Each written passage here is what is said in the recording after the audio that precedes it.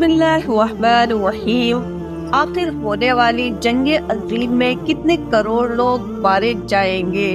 دوستو، موجودہ حالات ہمیں دھیرے دھیرے اس جنگ عظیم کی طرف کھینچتے نظر آ رہے ہیں کہ جس کے بارے میں حضور صلی اللہ علیہ وسلم نے فرمایا تھا کہ قیامت سے پہلے ایک ایسی عظیم جنگ ہوگی جس میں ہر طرف لاشیں ہی لاشیں نظر آئیں گی، یہاں تک کہ آسمان میں اڑتا ایک پرندہ زمین پر اترنا چاہے گا، لیکن لاشیں اتنی زیادہ پڑی ہوں گی کہ وہ پرندہ صبح سے شام تک آسمان میں اڑتا رہے گا اور اسے زمین میں اترنے کی کوئی خالی جگہ نہیں ملے گی۔ آخر وہ تھک ہار کر جب گرے گا تو وہ لاشوں پر ہی گرے گا۔ اسی طرح حدیث میں ملتا ہے کہ اس بڑی جنگ میں اتنے زیادہ لوگ قتل کر دیے جائیں گے کہ اگر ایک باپ کے 1000 لڑکے بھی ہوں گے تو ان میں سے 999 قتل کر دیے جائیں گے، صرف ایک ہی بچے گا۔ کچھ دینی کتابوں کے مطابق آخری جنگ عظیم میں جو قتل ہونے والوں کی تعداد ہوگی وہ اتنی زیادہ ہوگی کہ حضرت آدم علیہ السلام سے لے کر آج تک جتنے لوگوں کو قتل کیا گیا وہ سب ایک طرف اور جنگ عظیم میں قتل ہونے والوں کی تعداد دوسری طرف برابر ہوگی۔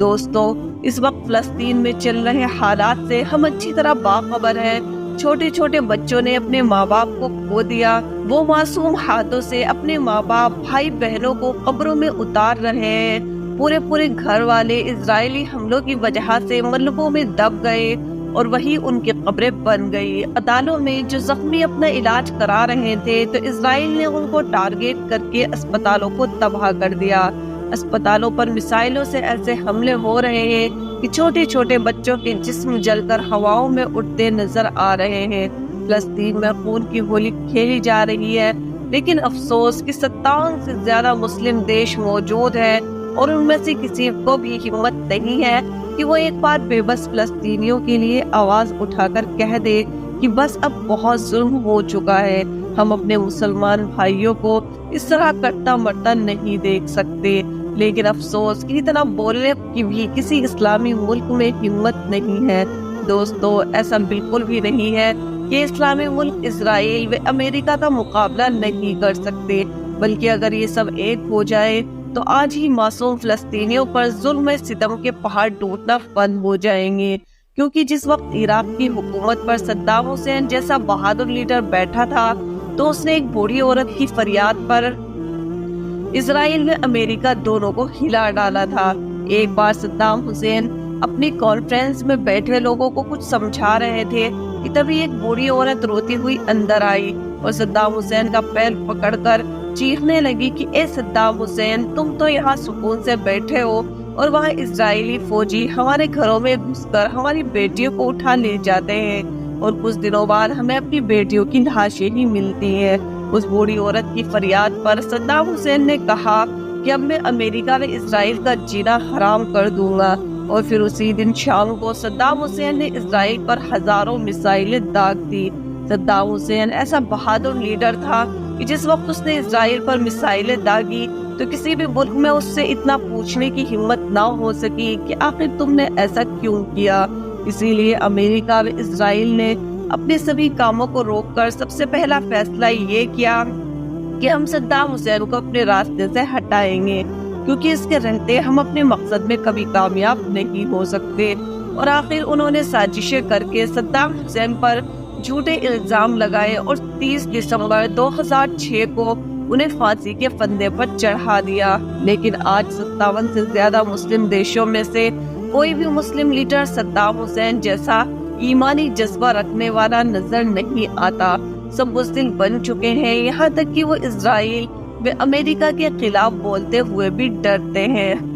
اس وقت فلسطین و اسرائیل کے بیچ چل رہی جنگ میں اسرائیل نے تو ظلم و ستم کی ساری حدیں پار کر دی ہیں۔ چھوٹے چھوٹے بچوں کے معصوم جسموں کو میزائلیں مار مار کر اڑا دیا ہے، اسپتالوں کو ٹارگیٹ کر کے ہزاروں لوگوں کو کچھ ہی سیکنڈوں میں موت کے گھاٹ اتار دیا ہے۔ لوگ جس راستے سے دوسرے شہروں کو بھاگ رہے ہیں، اسرائیل انہی راستوں کو ٹارگیٹ کر کے میزائلیں داغ رہا ہے۔ اس نے پورے غزہ کے 90% گھروں کو تباہ کر کے کھنڈروں میں بدل دیا ہے۔ لیکن سبھی اسلامی دیش خاموش ہیں کیونکہ ان کے پاس تو اپنی عیاشیوں کے لیے اڈے کھلے ہیں۔ مسلمان مر رہے تو مرنے دو، انہیں کیا فرق پڑتا ہے۔ یہاں تک کہ ترکی جیسا بڑا اسلامی دیش کہ جس کے صدر طیب اردوغان سے مسلمانوں کو ہر مصیبت کے وقت ایک خاص امید لگی رہتی تھی، وہ بھی ان حالات میں خاموش ہو کر فلسطینیوں کو شہید ہوتا دیکھ رہے ہیں۔ ان سب کی طرف سے صرف بیان بازیاں آ رہی ہے کہ ہم فلسطینی مسلمانوں کی دوا علاج سے پوری مدد کریں گے، لیکن دوستو مصیبت کے وقت کمزور کی پہلی ضرورت اسے دشمن کے حملوں سے بچانا ہوتا ہے۔ اس کے لیے دوا علاج کا انتظام کرنا یہ تو بات کی بات ہے کہ دشمن کو کھلا چھوڑ دیا جائے کہ تم ہمارے لوگوں پر جتنا چاہو اتنا ظلم اٹھا سکتے ہو، ہم کو اس سے کوئی فرق نہیں پڑتا، بلکہ ہمارا کام تو یہ ہے کہ ہم اپنے لوگوں کے لیے دوا علاج کا پورا انتظام کریں۔ دوستو اس وقت بیچارے بے بس فلسطینی مسلمانوں کی جو دلوں کو چیر دینے والی ویڈیو ہمارے سامنے آ رہی ہے، انہیں دیکھ کر تو دل پھٹ جاتا ہے، آنکھوں میں آنسو بھر آتے ہیں کہ کس طرح چھوٹے چھوٹے بچے زندگی کی بھیک مانگ رہے ہیں، پانی کو ترس رہے ہیں، ہر طرف لاشیں ہی لاشیں پڑی ہیں، لیکن ظالم اسرائیل کو ایک بار بھی ان معصوموں پر ترس نہیں آ رہا۔ وہ لوگ تو ایسی ویڈیو دیکھ کر خوشی سے اپنے گھروں میں پارٹیاں منا رہے ہیں اور اسی کو وہ اپنی زندگی کی اصلی کامیابی سمجھتے ہیں۔ لیکن دوستو ہم سب مسلمان ہیں، ہمارے فلسطینی مسلمان بھائی تو ایسے ہیں کہ جن کی طرف اللہ کے رسول صلی اللہ علیہ وسلم نے اشارہ کر کے فرمایا تھا کہ قیامت تک فلسطین جگہ پر ایک ایسی مسلم قوم آباد رہے گی کہ جو حق کے واسطے لڑے گی، ان کی مخالفت کرنے والا انہیں کوئی نقصان نہیں پہنچا سکتا۔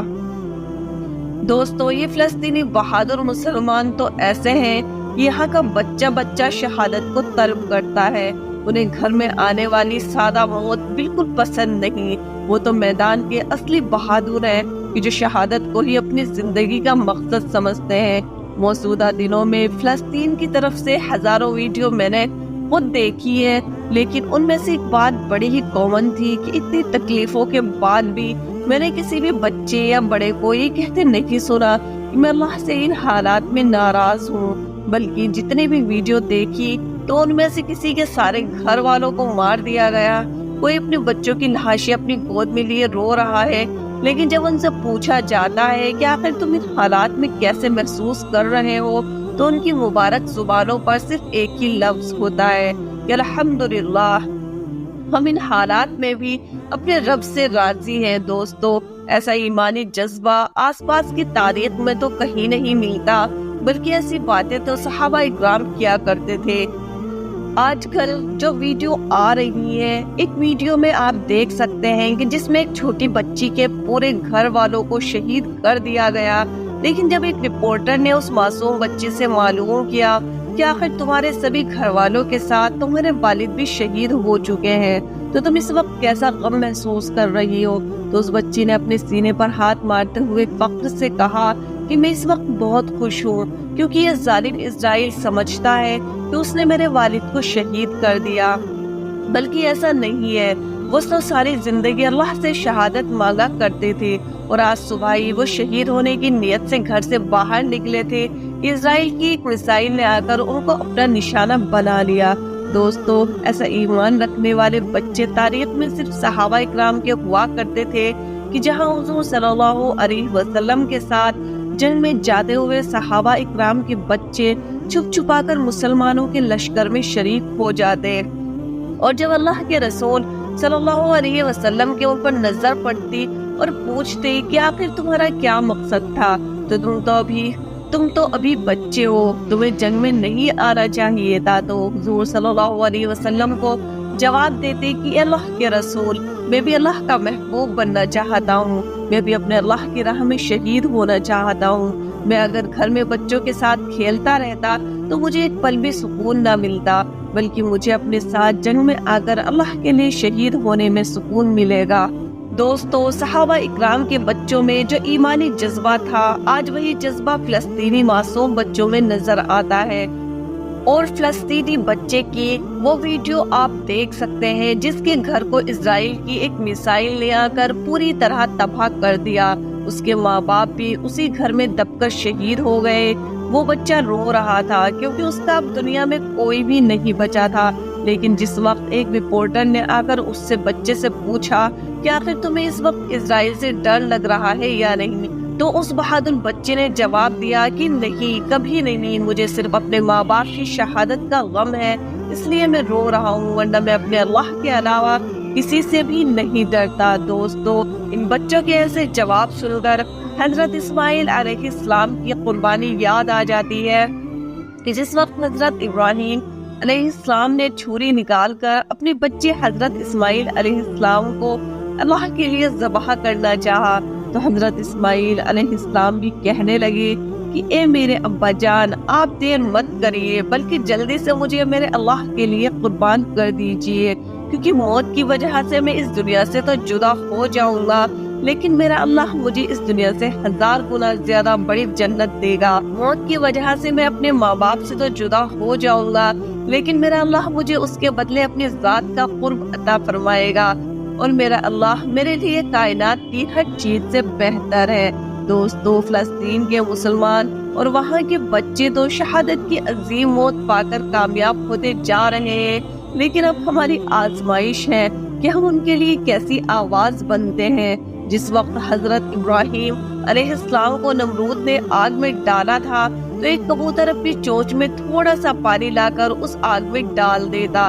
تو فرشتوں نے اس سے پوچھا کہ آخر تمہارے ایک بوند پانی سے اس بھڑکتی آگ کا کیا بھلا ہوگا؟ تو کبوتر نے جواب دیا کہ مجھے پتا ہے کہ میرے ایک بوند پانی سے کچھ نہیں ہو سکتا، لیکن قیامت کے دن جس وقت اللہ تعالیٰ مجھ سے پوچھے گا کہ میرے دوست ابراہیم کو آگ میں ڈالا جا رہا تھا تو ایک کبوتر تم نے ان کو بچانے کے لیے کیا کیا،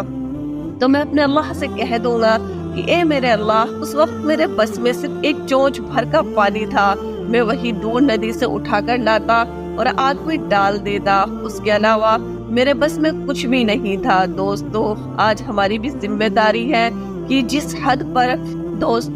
آج ہماری بھی ذمہ داری ہے کہ ہم جس حد پر ہیں اور جیسے بھی ہیں اپنے طور پر ہونے والی فلسطینیوں مسلمانوں کی مدد کرنے کی پوری کوشش کریں۔ اس وقت ہم فلسطینی مسلمانوں کی 3 طرح مدد کر سکتے ہیں۔ سب سے پہلی چیز، ہم ان کے لیے اللہ سے دعا کریں، کیونکہ دعا اللہ کی بارگاہ میں ایک عرضی ہے، اور جب کسی کے بارے میں بہت زیادہ عرضیاں دی جاتی ہیں تو اس کے مطالبے کو بھی ضرور پورا کیا جاتا ہے۔ دوسری چیز، اگر ہم سوشل میڈیا میں کوئی بھی پلیٹ فارم یوز کرتے ہیں جیسے انسٹاگرام، فیس بک، یوٹیوب، واٹس ایپ، تو ہم ان سبھی کے استعمال سے فلسطینی مسلمانوں کے لیے